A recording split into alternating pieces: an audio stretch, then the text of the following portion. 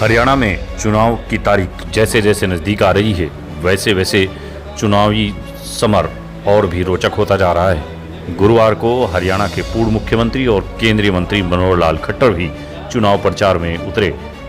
मनोहर लाल खट्टर यमुनानगर की सढौरा विधानसभा में बूथ अध्यक्षों, शक्ति केंद्र प्रमुखों व पन्ना प्रमुखों से बातचीत व उन्हें चुनाव में जीत के टिप्स देने के लिए पहुंचे। यहाँ यमुनानगर के सढौरा में मिलन पैलेस में आयोजित कार्यकर्ताओं की बैठक को संबोधित करते हुए पूर्व मुख्यमंत्री व केंद्रीय मंत्री मनोहर लाल खट्टर ने चुनाव में जीत के मंत्र दिए। कार्यकर्ताओं से संवाद करते हुए पूर्व मुख्यमंत्री मनोहर लाल खट्टर ने कार्यकर्ताओं को भरोसा दिलाया कि तीसरी बार एक बीजेपी हरियाणा में सरकार बनाने जा रही है। इसके लिए कार्यकर्ताओं को पूरे मनोयोग से जुट जाना होगा। उन्होंने कार्यकर्ताओं को जीत का मंत्र देते हुए कहा कि अपना बूथ जीतकर ही चुनाव जीता जा सकता है। इसके लिए पूर्व मुख्यमंत्री मनोहर लाल खट्टर ने कार्यकर्ताओं को भरोसा दिलाया कि वो बीजेपी सरकार के हरियाणा में 10 वर्षों के कार्यकाल व विकास कार्यों के दम पर छाती ठोककर मतदाताओं से वोट की अपील कर सकते हैं। उन्होंने हरियाणा में तीसरी बार बीजेपी सरकार बनाने के लिए सभी कार्यकर्ताओं से आज से ही जुट जाने का आह्वान किया। आप भी देखिए हरियाणा के पूर्व मुख्यमंत्री मनोहर लाल खट्टर ने किस तरह से सढौरा के बीजेपी कार्यकर्ताओं को चुनाव में जीत के मंत्र दिए। बना करके और नायब सिंह जी सैनिक के नेतृत्व में सरकार बनेगी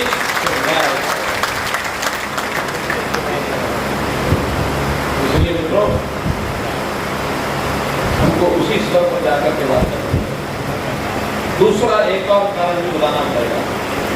भारतीय जनता पार्टी ने चुनाव से पहले अपना मुख्यमंत्री का चेहरा घोषित कर दिया। अगर इतना ही इनमें दम है कि जीत का इनको भरोसा है, तो जीत का भरोसा अगर होता तो फिर मुख्यमंत्री का दावेदार कैंडिडेट का उसकी घोषणा क्यों नहीं? बापू बेटा की सरकार है।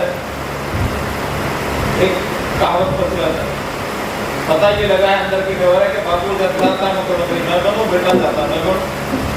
इनके अंदर की बात देख लो, आपको समझदारी शुरू हो गई। फिर एक इनकी नेत्री है अनुसूचित जाति की, उसने भी कह दिया मैं मुख्यमंत्री की दावेदार हूँ। उसको कितना नकार के खिलाफ वातावरण बनाया कि उसको जातिवाद तक सूचक शब्दों से अपमानित किया। हमारे से बहुत लोग होंगे जो उनको व्यक्तिगत रूप से जानते होंगे, क्योंकि वो नेता ही काम करते हैं। हमारे लोगों ने जो बातचीत की तो बहुत पीड़ित थी, दुखी थी। मैंने थोड़ा सा आगे बढ़ के भी कह दिया था दोस्त। मैंने इसलिए कहा कि उनके यहाँ अनुसूचित जाति के व्यक्ति का कोई भी सम्मान नहीं है। उनके एक और पहले प्रदेश के अध्यक्ष थे जिनकी पिटाई तक इन लोगों ने घायल करके अस्पताल में जाकर रोना पड़ा। मैं स्वयं उनको पूछने के लिए गया था, उनको वहां से सुकून नहीं मिला, अपमानित हुए। आखिर आज वो कहाँ आ गए, कौन है? मैंने वही कहा, अनुसूचित जाति का वहां स्थान नहीं है लोगों का। हमारे यहाँ यदि उनको सुरक्षा महसूस होती हो, सुकून मिलता हो, तुम्हारे दरवाजे खुले। कांग्रेस में रहूंगी, कांग्रेस में रहूंगी, कांग्रेस में जीऊंगी, बोलना मामला है, कोई बात नहीं है। और भाई आता नेता ऐसे कहते हैं, जब कुछ करना होता तो कब कर देते पता नहीं लगता। तो मित्रों दूसरा कारखाने उनके हमारा 10 साल का शासन, सुशासन में कहूंगा, जरा तुलना करके देख लो। उस समय कितना भय था, किसी को भी लगता था कि कौन पता नहीं रास्ते में चलते कटाई कर रहे, क्योंकि भ्रष्टाचार इतना था। लूटते थे, कोई लुटाई में ना आए तो उसको कूटते थे, लूटते थे। और भ्रष्टाचार का अर्थ ये था कि बाजारों में जो लोग बैठे होते हैं ना, छोटी दुकान रेड़ी पड़ी लगाते हैं, उनके हफ्ते बंधे हुए थे, मंत्रियां बंधी हुई थी। चुप करके आदमी आता था, मुट्ठी नाखून डाल के पैसे लेके चलता बोलता था। आप लोग पुराने लोगों का अनुभव होगा, लेकिन क्या अब इन 10 सालों में कभी कोई हफ्ता कोई मंत्री किसी ने ली है क्या? ली है क्या?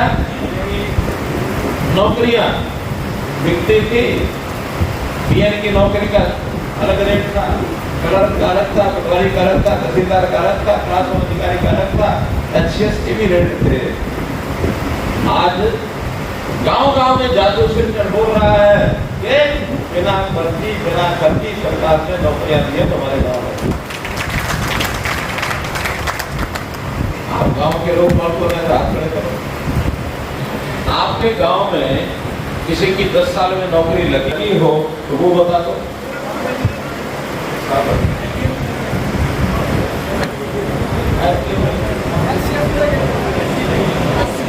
तो परेशान बहुत होते थे जो पढ़ने वाले लाते थे, तो उनको लगता है पढ़ाई का फायदा ही क्या है, बीच में छोड़ के आ जाते थे। लेकिन अब विश्वास बना पढ़ाई पर, और विश्वास के नाते से पढ़ाई की होड़ लगी है। मुझे बड़ी खुशी है कि बिलासपुर का यह स्कूल हमारे सुमन बहन जी जहाँ एडमिनिस्ट्रेशन की सिफारिशें आती थी मेरे पास कि वहाँ मेरा एडमिशन कराने मेरे बच्चे हैं। केवल एक मात्र ये हरियाणा का स्कूल है कि सरकारी स्कूल में सिफारिशों में एडमिशन मिलता था, वरना प्राइवेट स्कूल में बात नहीं करते। पढ़ाई में रुचि हुई, फिर वो जगह नहीं है, पैर रखने की जगह नहीं है। क्यों? तो लगता है कि पढ़ाई शुरू करनी पड़ेगी, अपने बच्चों को पढ़ाऊंगा, पढ़ाई का वातावरण काम है तो वहां चला जाए, नहीं काम बहुत करना पड़ता, वहां जाने की जरूरत नहीं है। वरना गुड़गांव की सीट पर तहसीलदार होड़ लगा के पहुंचते हैं। बहुत रजिस्ट्रियां, बड़ी बड़ी रजिस्ट्रियां, जमीनें महंगी, माल मिलता, अब वो सारे स्टेशन जन्म कीमत के हो गए।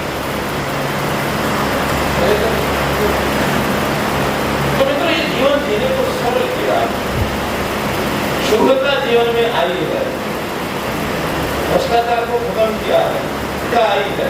इस पोर्टल के बारे में ये कहते थे हम आएंगे पोर्टल खत्म कर देंगे, मैंने कहा आप ये कहते रहो चुनाव तक, पोर्टल खत्म कर देंगे। जिस जनता को इस पोर्टल का लाभ है वो पोर्टल खत्म नहीं होने देगी, आपको खत्म करेंगे।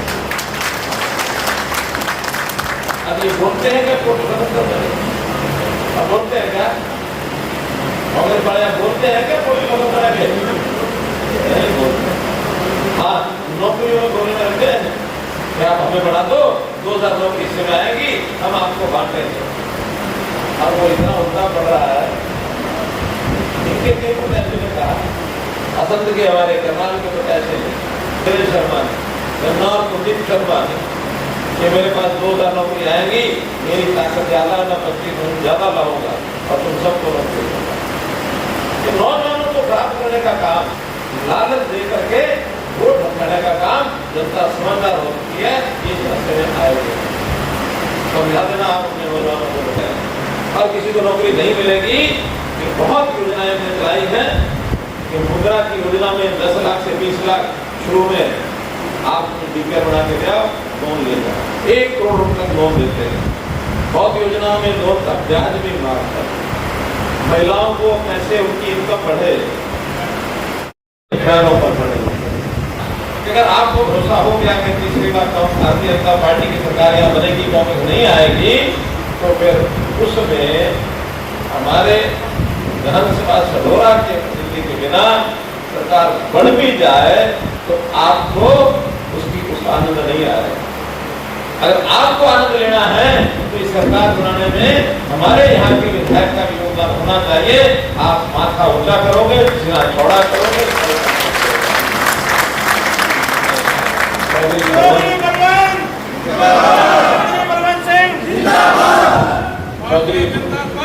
चौधरी ज्यादा से ज्यादा वोट, अपना वोट, अपने परिवार का वोट, रिश्तेदारों का वोट, पड़ोसियों का वोट, मित्र दोस्तों का वोट, और अपने जो काम करने वाले साथी हैं, दुकानदार हैं, खेती करने वाले हैं, जहाँ भी साथ हैं, उन सब के वोट को अगर आप संजो लेंगे तो निश्चित रूप से यहाँ में जीत होगी।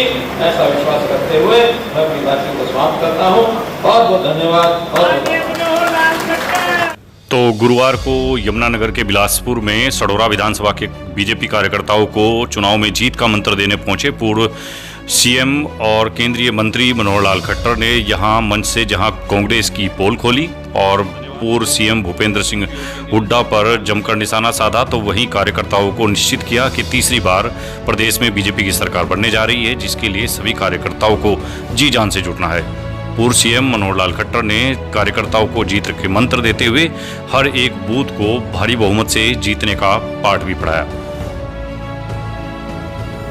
Bureau report AIN network.